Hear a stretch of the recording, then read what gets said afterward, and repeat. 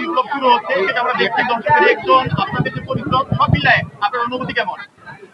আহ, ভীষণ ভালো। বুঝে কিছু কিছু সময় হয় না যে মুখ দেওয়ার কথা আসে না, কারণ ভালো লাগার অনুভূতিটা এত বেশি। যে পরিমাণ দর্শকরা ভালোবাসা দিচ্ছেন, যেভাবে করে উচ্ছ্বাস প্রকাশ করছেন, বিশাল বিষয়। আপনাদের মধ্যে থেকে শুনেছি আমরা বিভিন্ন সময় যে একটা সিন্ডিকেটের শব্দ আসছে, তো ইন্ডাস্ট্রিতে এই সিন্ডিকেটের ফলে কিন্তু অনেক নতুন যারা তরুণ আর্টিস্ট রয়েছে তারা আগ্রহ প্রকাশ করে, অনেক সময় আসতে পারেন, অনেক ডিরেক্টর আছে তারাও কিন্তু সুযোগ পায় না। সাকিব আপনি যদি খেয়াল করেন ওটিটি যে প্ল্যাটফর্ম, সাকিব আপনি কিন্তু নতুন ডিরেক্টর নতুন ডিরেকশন স্বল্প বাজেটে কিন্তু দুর্দান্ত একটা প্ল্যাটফর্ম তৈরি করেছে এবং এটা ফোকাস করেছে।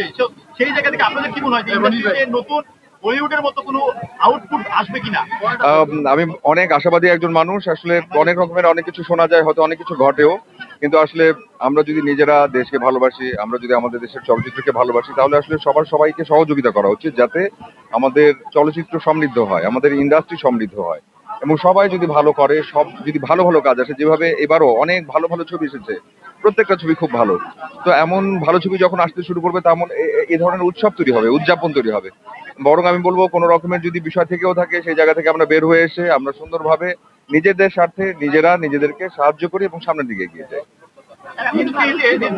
কাজগুলো হয়েছে ভাই, জি, অসাধারণ কাজ। তো আপনি যখন কাজ করেছেন, আপনারা তো যেভাবে কাজ করেছেন এবং আউটপুট যেটা দেখছেন, আপনি নিজেও দেখেছেন মুভিটা, তো কেমন লাগতেছে ভিএফএক্স এর কাজগুলো এবং মনে কেমন মনে হচ্ছে যেটা টলিউডের মুভিগুলো রয়েছে সেরকম আসছে কিনা? আমরা আসলে চেষ্টা করেছি এবং এবার বাংলাদেশের অলমোস্ট টপ মোস্ট ভিএফএক্স যারা ভালো করেন তাদেরকে দিয়ে করানোর চেষ্টা করা হয়েছে।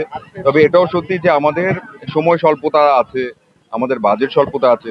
তো সব মিলিয়ে আসলে যতটুকু সম্ভব হচ্ছে, we are trying our best, এবং আমি কথা দিচ্ছি এর পরবর্তী প্রোডাকশনসে এর চাইতেও ভালো কিছু দেখা যাবে ইনশাআল্লাহ।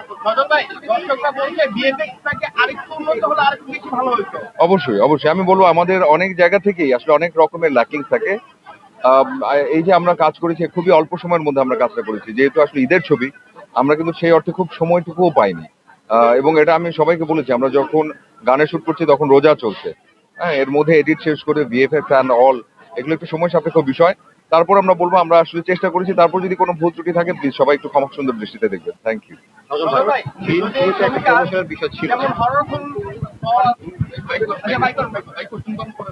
আর গত মুভিতে একটা প্রমোশনাল ভিডিও ছিল, আর এই বছর তেমন কিছু নেই কেন? কারণ আমার কাছে মনে হয়েছে যে এবারের ছবিটা যতগুলো লেয়ার আছে এবং যেভাবে করে আসলে দৃশ্যগুলো আসছে, দর্শকরা এমনি থেকে এন্টারটেইনড হবে, এবং যারা